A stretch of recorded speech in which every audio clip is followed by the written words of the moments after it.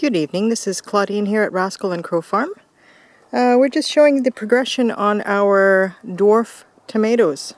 Now I put one dwarf tomato plant in my greenhouse here, my 16-footer greenhouse by 4.5 feet wide, I should say, and it's 16 feet long. It's a hoop one, as you can see.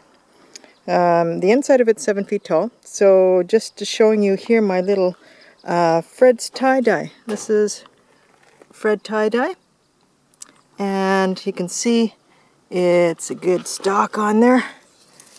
A nice good thickness of vine. Okay, it's got the shoots, of course, and I've got some nice tomatoes on here.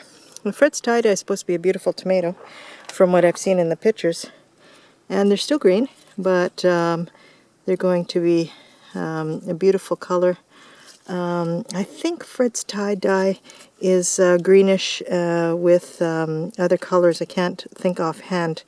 Anyhow, it has a lot of tomatoes on here. This is the first time I am planting this dwarf plant. The first year that dwarf tomato plants tomato seed has been available. So I got right on it and bought it for this year. And you can see that the plant's not doing too badly. It's about, I would say this one particular one is about 4.5 feet tall. So they're a compact little plant. Generally supposed to grow them in containers. They're container tomato plants that have been developed in the last 15 years. And a lot of them are cross-pollinated with heirlooms. So this particular one is doing really well. I just wanted to show you the plant before I thin them out. So this is ready to thin. As you can see, all my tomato plants need a second thinning, and we've got about 10 days to 2 weeks before harvest. So I like to thin them right out. I like to strip them almost down to expose the tomatoes so that those tomatoes are exposed to the sun and to the light. I'm going to do one quick watering on them, and then I won't water again until I harvest in a couple of weeks. So I'm just going to show you here how many tomatoes I have. Oh my goodness, this is like an explosion of tomatoes. That's one part. There's more here, and you can see there's more over here. More there, yeah. Nice big one there too. Nice size too, eh? So they're beefsteaks, obviously. Beefsteaks, yeah. Smaller one there. These ones are about, I'd say about 3 inches. This one is about a 4-incher, that one. So looking really good. And as you can see, the tie-dyes tend to have the stripe. Some of them are a little bit more not as prominent in the stripe, but these ones down here you can really see the stripe. And so I have 1, 2, 3, 4, 5, 6, 7, 8, 9, 10, 11, 12, 13, about 14 on this one bundle down here.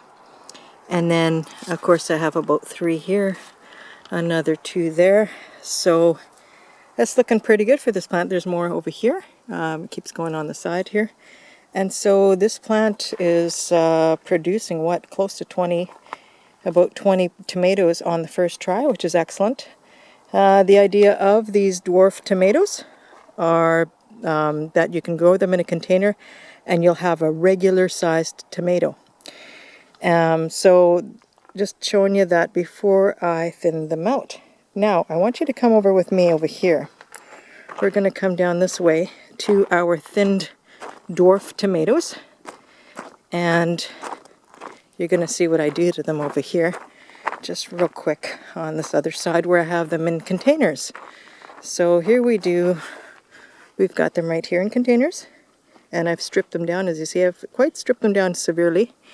You leave the top leaves over the ones above the tomatoes, and so that they still have lungs, but they're exposed, and the greenery grows really fast back as well. So these are smaller tomatoes. These probably will not make in time.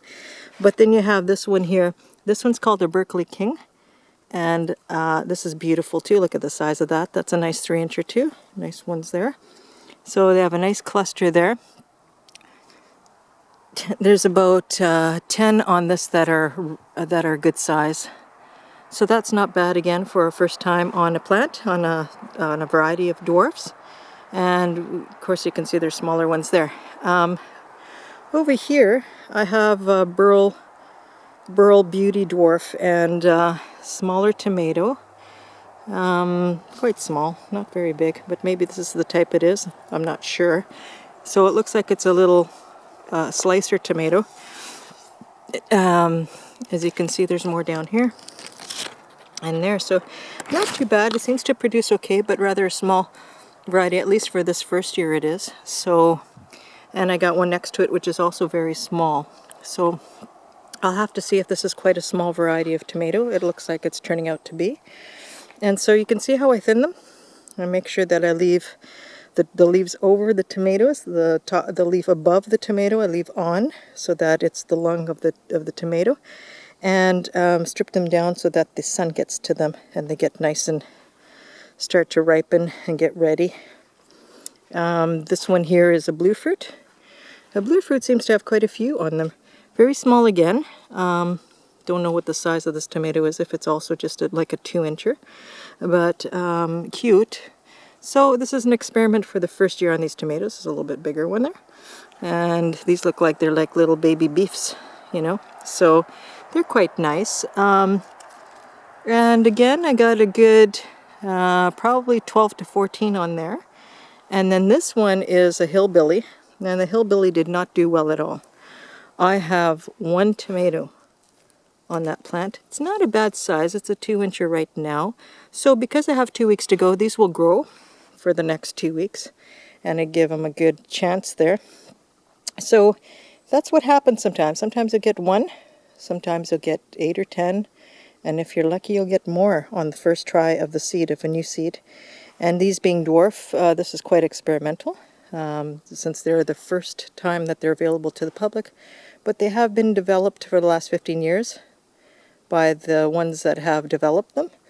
And if the interesting thing about the dwarf, if you look at the leaf, you see what the leaf looks like? Like this one is a potato. Of course you've got the regular leaf, right? Like this one. And then you have the potato leaf, like this one. It's potato leaf. And so if you look at the leaf, the actual leaves, look how robust they look. They're very thick and crinkly, as you can see, all the very thick and crinkly, and it is also a very, very strong stemmed, very nice and robust plant, as you saw in the previous one before I thin it. And it's just really interesting. It's a very thick leaf and compact and crinkly and just a beautiful thing to see grow. And so I quite like these. I'm hoping that the flavors are going to be amazing, since a lot of these are cross-pollinated with heirlooms. So I'm just hoping that this is going to be quite interesting.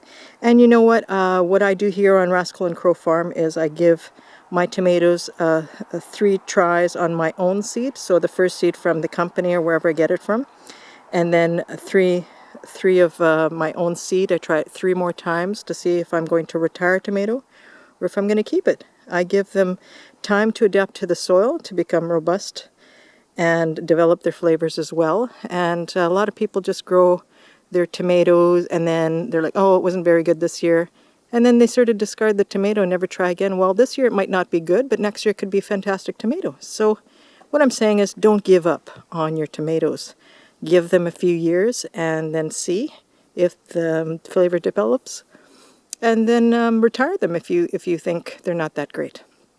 So be patient with them, and give them their amendments that they need and proper watering, and hopefully you'll have a better summer than we had here on Vancouver Island in Shirley. And we hope that you had a good year this year. It was quite cool this year, although we did well with our yields. But it can affect their flavors. So I'll let you know on a taster's test which ones were really great this year. Thank you for joining us on the progression and thinning out of our dwarf tomato heirloom. Well, they're not heirlooms, but our dwarf tomato plants. And we will see you in the next video. Thanks for joining us. Bye for now.